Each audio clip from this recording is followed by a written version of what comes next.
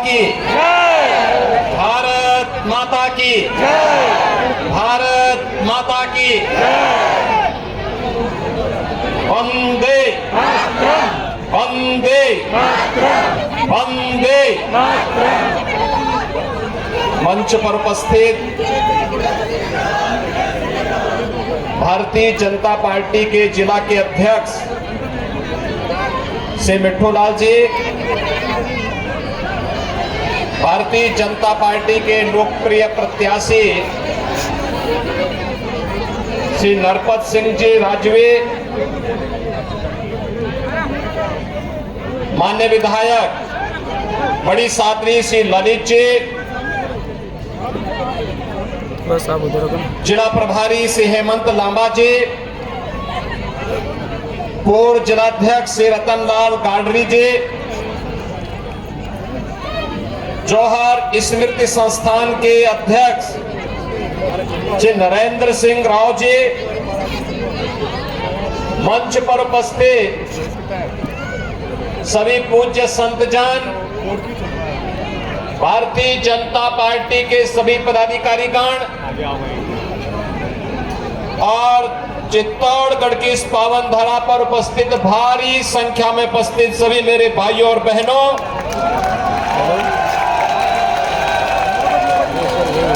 आधुनिक भारत के तीर्थ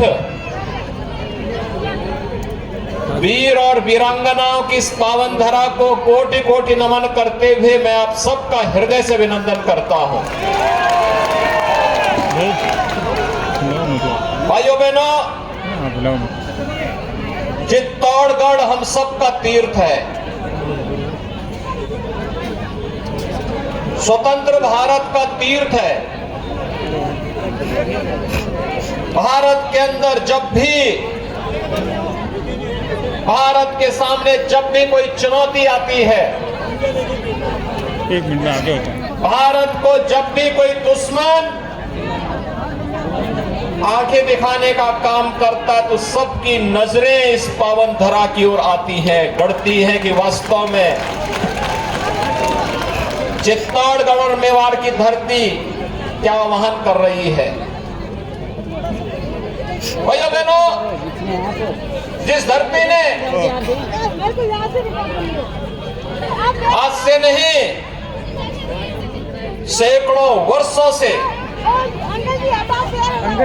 जिस धरती का अपना एक शौर्य और पराक्रम का इतिहास रहा हो, अरे इधर नहीं आ सकता, कौन नहीं जानता है यहाँ के शौर्य और पराक्रम का। हम लोगों के ठीक सामने दुनिया का सबसे बड़ा, अरे भाई काम कर लेंगे, चित्तौड़गढ़ का किला सामने दिखाई दे रहा है। भाइयों बहनों, खिलजियों को नाक रगड़ा रगड़ा करके मारने के उपरांत महाराणा कुंभा ने इस चित्तौड़गढ़ के इस किले को बना करके भारत के स्तंभ के रूप में स्थापित किया था। भाइयों बहनों, महाराणा सांगा और महाराणा प्रताप के पावन भूमि, जिसने स्वदेश और स्वधर्म के लिए अपना सर्वस्व बलिदान करने को तैयार थे, लेकिन दुश्मन के सामने सिर नहीं झुकाएंगे, किसी भी स्थिति में नहीं झुकाएंगे। और भाइयों बहनों, यही स्वदेश और स्वधर्म के बारे में जब भी चर्चा होती है तो मेवाड़ की चर्चा होती है, चित्तौड़गढ़ की चर्चा होती है। और यहाँ मनुष्यों के अंदर तो शौर्य और पराक्रम था ही, चेतक जैसे घोड़े के अंदर भी वह देवत्व का गुण पैदा हो गया था, जिसने दुश्मन के नाकों चने चबाने में अपना योगदान दिया था। कौन नहीं जानता है जौहर वर्ग के बारे में, महारानी पद्मिनी के जौहर के बारे में।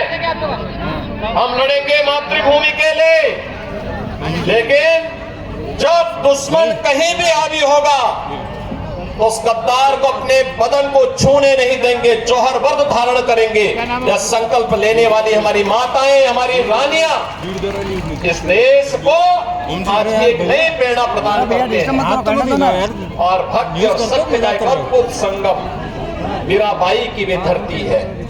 भाइयों बहनों, शौर्य और पराक्रम के लिए भक्ति और शक्ति के लिए, देश और धर्म के लिए सर्वस्व न्यौछावर करने की बात जब भी आएगी और जब भी इतिहास इस बारे में लिखेगा तो इस धरा का नाम महाराणा प्रताप का, महाराणा सांगा का, महाराणा कुंभा का और इस चित्तौड़ की महारानी पद्मिनी का, पन्नाधाय का और भाइयों बहनों मीराबाई का नाम स्वर्णाक्षरों में लिखा जाएगा।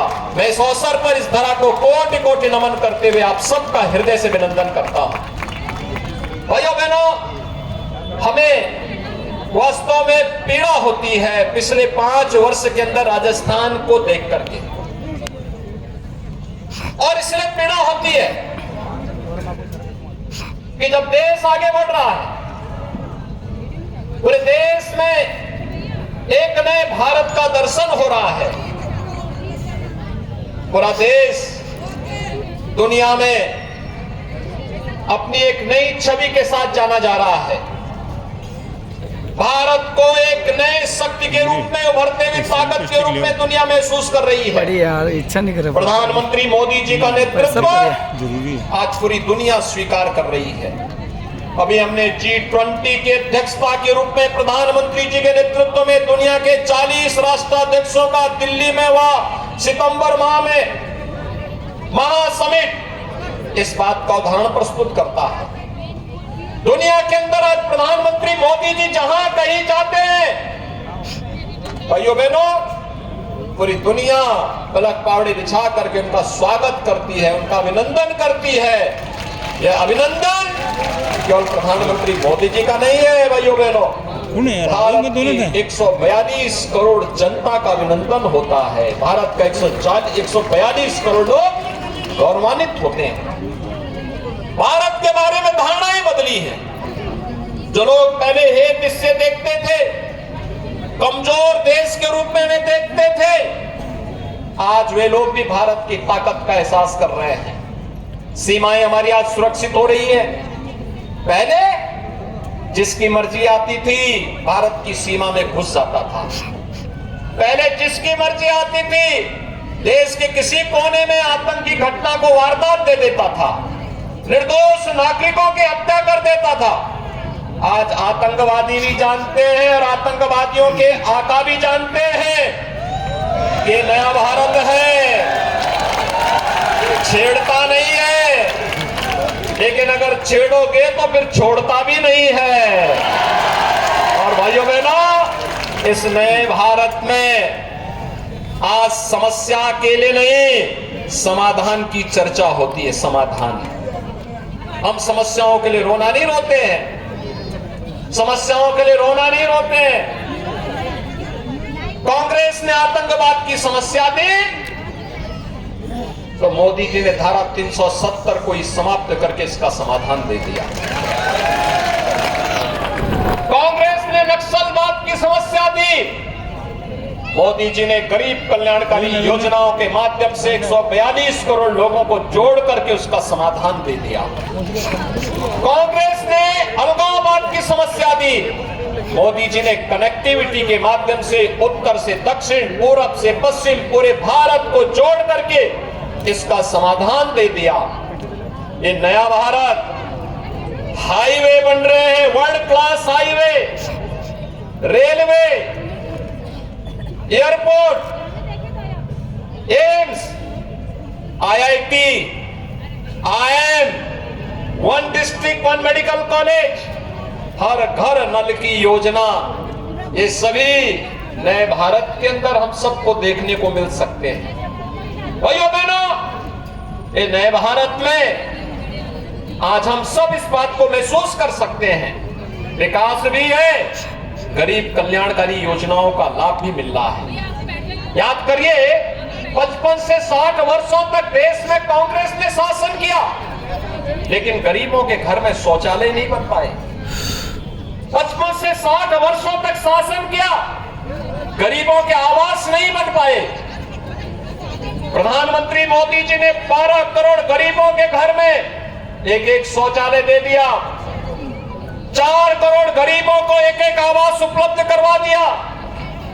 9,60,00,000 गरीबों के घर में उज्ज्वला योजना का रसोई गैस का सिलेंडर भी पहुंचा दिया, फ्री में पहुंचा दिया। 4 करोड़ गरीबों को उज्ज्वला योजना के सौभाग्य योजना में निःशुल्क बिजली के कनेक्शन भी उपलब्ध करवा दिए। और भाइयों बहनों, यही नहीं, देश के अंदर 50 करोड़ गरीबों को प्रतिवर्ष 5 लाख रुपए की स्वास्थ्य बीमा का कवर भी दे दिया और 12 करोड़ किसानों को 6,000 रुपए सालाना प्रधानमंत्री किसान सम्मान निधि का लाभ भी दे दिया। भाइयों बहनों, सरकार योजनाएं बनाती है, भैया फोन काट दो, उसको प्रभावी ढंग से कैसे क्रियान्वित किया जाए, तो पीछे जाके बात इसका उदाहरण प्रधानमंत्री मोदी जी ने देश को दिया। डिजिटल इंडिया के माध्यम से भ्रष्टाचार पर प्रभावी अंकुश लगाने का कार्य भी किया, भारत को एक नए भारत का दर्शन कराने का काम भी किया। भाइयों बहनों, आज हम सब देख सकते हैं, सामान्य दिनों में तो हर व्यक्ति कर सकता है अगर इच्छा शक्ति हो तो, लेकिन जब संकट हो, इस सदी का सबसे बड़ा संकट कोरोना महामारी था। आज मैं समाचार पत्र पढ़ रहा था, कल भी मैं देख रहा था, अमेरिका में, चाइना में एक बार फिर से कोरोना महामारी फैल रही, तेजी के साथ फैल रही है। हमारे यहां कोरोना पर हजारों की संख्या में एकत्र है। कोरोना में पूरी तरह अंकुश है, कंट्रोल है, क्योंकि मोदी जी ने 2 प्रभावी वैक्सीन दे दी है। आप मुझे बताइए, क्या कांग्रेस होती तो क्या वैक्सीन आ जाती? नहीं आती, नहीं आती, वैक्सीन नहीं आती। और अगर आ ही गई होती, वैज्ञानिक लेके आ ही गए होते, तो कांग्रेस के नेता उसको भी ब्लैक कर देते। गरीबों को तो नहीं मिलती, नहीं मिल पाती। याद करिए, फ्री में टेस्ट, फ्री में उपचार, फ्री में वैक्सीन, 220 करोड़ वैक्सीन की डोजेज फ्री में दी गई। और 3.5 वर्षों से गरीबों को फ्री में राशन की सुविधा मिल रही है और अगले 5 वर्ष तक मिलती रहेगी। यह भी काम प्रधानमंत्री मोदी जी ने पहले कर दिया। भाइयों बहनों, पहली बार इस सुविधा का लाभ देश के अंदर इस रूप में प्राप्त हो रहा है। लेकिन राजस्थान में, भाइयों बहनों, इन 5 वर्षों में हमें पीड़ा होती है। कैसे कन्हैयालाल साहू की गला रेत करके हत्या की गई थी, कैसे किया था, और सरकार मौन, सरकार के कानों में जू नहीं रेंग रहा था। यहां पे मैं पिछले 4-5 दिनों से प्रचार में हूं राजस्थान में। जहां जाता हूं, कहीं खनन माफिया है, कहीं वन माफिया है, कहीं पशु माफिया है, कहीं पेशेवर अपराध में संलिप्त माफिया है। और जब भाइयों बहनों इन माफिया की चर्चा होती है तो मुझे पुराने उत्तर प्रदेश की याद भी आती है। याद करिए, उत्तर प्रदेश में बड़े बड़े माफिया थे, अजगर जैसे माफिया थे। और इनके लिए मैंने एक नया अनुसंधान किया था यूपी में, और वह अनुसंधान है हमारा बुलडोजर का। आप देखते होंगे ना, माफिया को रौंदते हुए बुलडोजर कैसे यूपी में चलता है, उनकी संपत्तियों को जब्त करके, और गरीबों की आवाज कैसे वहां बनते हैं, महिला संरक्षण गृह कैसे बनते हैं, गरीब बच्चों के लिए आवासीय विद्यालय वहां पर कैसे बनते हैं, ये उत्तर प्रदेश के अंदर हम लोगों ने करके दिखा दिया। और माफिया का इलाज तो डबल इंजन की सरकार ही है। डबल इंजन की सरकार हो, कार्य करने की इच्छा शक्ति हो, माफिया पनपने नहीं पाएगा, पनपने नहीं पाएगा। भाइयों बहनों, यहां विकास का सबसे बड़ा बैरियर है ये माफियागिरी, और इस माफिया को हर हाल में डबल इंजन की सरकार रोकेगी और इसके खिलाफ कार्रवाई करेगी। एक तरफ राजस्थान के अंदर जहां देखो वहां पे सरकारी योजनाओं में लूट, कोई योजना प्रभावी ढंग से लागू नहीं हो पाती।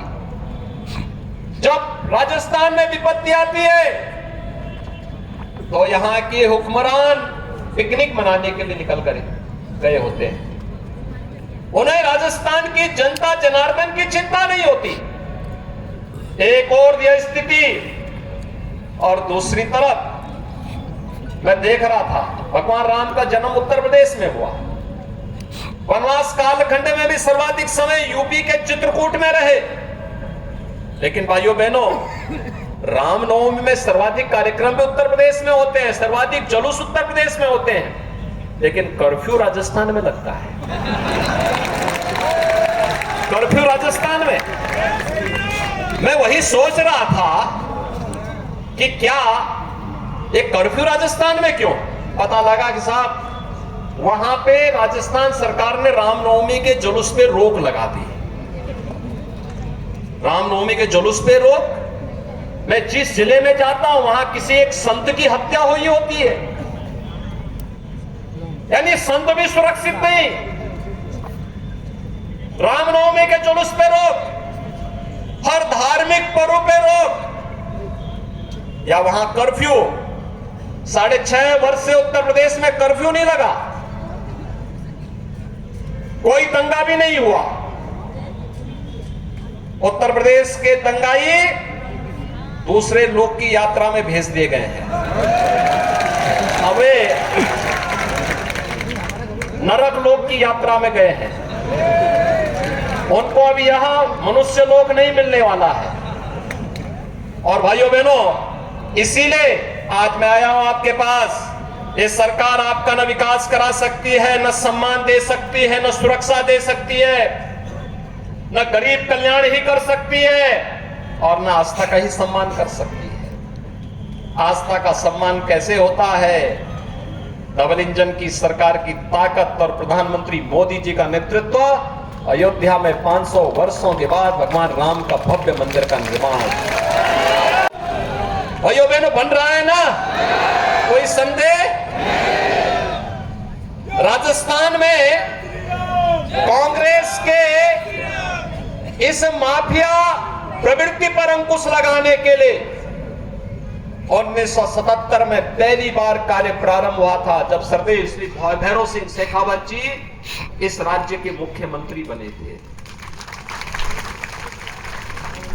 उन्होंने राजस्थान को एक पहचान दी। योजनाओं के लिए जब मैं बात करता हूं तो मुझे इस मेवाड़ क्षेत्र में ही उदय सागर झील देखने को मिलती है। महाराजा उदय सिंह जी के समय में इतनी भारी झील किस रूप में बनी थी, जल संरक्षण का आदर्श उदाहरण। ये पूरा क्षेत्र झीलों की नगरी कहलाई। और वास्तव में स्वतंत्र भारत में इस समस्या का समाधान अगर किसी ने निकाला था तो वह निकाला था सरदेव भैरव सिंह शेखावत जी ने। राजस्थान में यहां के भावनाओं के अनुरूप विकास होना चाहिए, उन्होंने निकाला था। राजस्थान पर्यटन का हब बनना चाहिए, इसका उदाहरण भी प्रस्तुत किया था उन्होंने। आज देखता हूं मैं कि हेरिटेज टूरिज्म में सर्वाधिक टूरिस्ट राजस्थान में आता है। मैं अभी पिछले सप्ताह भी उदयपुर आया था, उदयपुर एयरपोर्ट पे उतरा। मैंने कहा भी उदयपुर एयरपोर्ट में कितनी फ्लाइट आती है? मुझे बताया कि 25 फ्लाइट आ रही है टूरिस्ट। ये टूरिस्ट यह राजस्थान में केवल टूरिज्म को डेवलप करने का नहीं, यहां रोजगार के सृजन का, हर स्तर पर लोगों को नए रोजगार उपलब्ध कराने का कार्य स्वर्गीय भैरव सिंह शेखावत जी के समय प्रारंभ हुआ था। उस कार्यक्रम को आगे श्रीमती वसुंधरा राजे सिंधिया जी के नेतृत्व में भी आगे बढ़ाया गया। लेकिन भाइयों बहनों, याद रखना, विकास, टूरिज्म और रोजगार के सबसे बड़े बैरियर है माफिया राज। कांग्रेस इसका सबसे बड़ा बैरियर है, और कांग्रेस आपकी आस्था पर भी खिलवाड़ कर रहा है, आपकी भावनाओं के साथ भी खिलवाड़ कर रहा है। कांग्रेस के द्वारा विकास में रोड़े अटकाने का कार्य भी हो रहा है। इस अवसर पर जब राजस्थान विधानसभा का ये चुनाव चल रहा है तो भाइयों बहनों, चुनाव में केवल विधायक का ही चुनाव नहीं होता है, हर व्यक्ति की इच्छा होती है कि मुझे टिकट मिले, और होना भी चाहिए। हर कार्यकर्ता को, हर जनप्रतिनिधि को चुनाव लड़ने का अधिकार है। लेकिन पार्टी ने एक बार तय किया, मैं मानता हूं श्री चंद्रभान सिंह आज्ञा भारतीय जनता पार्टी के कार्यकर्ता हैं और उन्होंने कार्य किया, लेकिन पार्टी के निर्णय के साथ अगर वे जुड़ते उनका भी सम्मान होगा। और मुझे लगता है कि जिस माफिया राज के खिलाफ हमें मिलकर के लड़ना है, उस माफिया को भी ये डबल इंजन की सरकार बनने के बाद राजस्थान से खात्मा भी होगा और आस्था का सम्मान भी होगा। और यही भावनाओं के साथ आज मैं आपसे अपील करने के लिए आया हूं कि भारतीय जनता पार्टी ने श्री नरपत सिंह राजवी जी को आपके बीच में प्रत्याशी बना करके उतारा है। भाइयों बहनों, वे एक वरिष्ठ नेता है, उन्होंने 10 वर्षों तक यहां पे सेवा की, विकास की योजनाओं को आगे बढ़ाने का काम किया, और आज भी उनके मन में एक तड़प है कि मैं इस अभियान का सारथी बन करके आगे बढ़ सकता हूं। भाइयों बहनों, मैं आप सबसे अपील करने के लिए आया हूं कि श्री नरपत सिंह राजवी जी को, उनको एक अवसर दीजिए। डबल इंजन सवाल विधायक का नहीं, सवाल डबल इंजन की सरकार बनाने का है। प्रश्न डबल इंजन सरकार बनाने का है, और डबल इंजन की सरकार जब आती है तभी राम मंदिर का सौभाग्य भी आता है। राम राज्य के आधारशिला तो मोदी जी ने रख लिया है, अब राम राज्य का आनंद भी लेना है हमारे देशवासियों को। याद रखना, जब हम राम मंदिर का आंदोलन चलाते थे तब लोग कहते थे एक ही बात, क्या तब लोग एक ही बात कहते थे, क्या राम मंदिर बन जाएगा? हम कहते थे क्यों नहीं बनेगा। लोग कहते थे अरे अब देखते हैं क्या है वहां खड़ा। हमने कहा था बहन तो भाई कोई आराम से बहन तो कोई बात नहीं भाई, लोकतंत्र में हर व्यक्ति को अपनी बात बोलने का पूरा अधिकार मिलना चाहिए, अनावश्यक। और इसलिए भाइयों बहनों, उस समय हम लोग एक बात कहते थे, हम लोग एक ही बात कहते थे, रामलला हम आएंगे, मंदिर वहीं बनाएंगे, बोलते थे ना, एक ही बात बोलते थे। कांग्रेस के लोग हंसते थे, जो राम मंदिर के विरोधी थे हंसते थे, संतों पे हंसते थे, पूज्य संतों के नेतृत्व में आंदोलन हो रहा था, हंसते थे, अरे साधु संत क्या कर पाएंगे। हमने कहा कुछ इस नारे को टेढ़ा करना पड़ेगा, क्योंकि जब सीधी उंगली से घी नहीं निकलेगा तो टेढ़ी उंगली से निकलेगा। तो हमने कहा था भाइयों बहनों कि रामलला हम आएंगे, पहले गुलामी का ढांचा हटाएंगे। और भाइयों बहनों, गुलामी का ढांचा हटाना, और फिर कहा मंदिर यहीं बनाएंगे। मंदिर बन रहा है ना, और 22 जनवरी को प्रधानमंत्री मोदी जी के कर कमलों से रामलला भी विराजमान होने वाले हैं। सहमत है ना? कोई संदेह? अच्छा मुझे बताओ, चित्तौड़गढ़ से कितने लोग अयोध्या धाम जाने के इच्छुक हैं?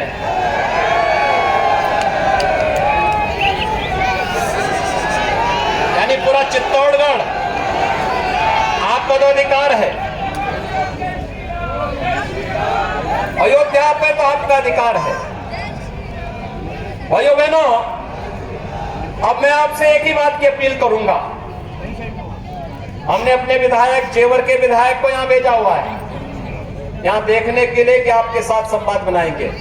और मैं नरपत सिंह राजवी जी से भी कहूंगा, और मैं आपसे भी अपील कर रहा हूं, आप नरपत सिंह राजवी जी को विधायक बना करके जयपुर भेजिए, और 22 जनवरी के बाद वह चित्तौड़गढ़ के लोगों को अयोध्या धाम पहुंचे।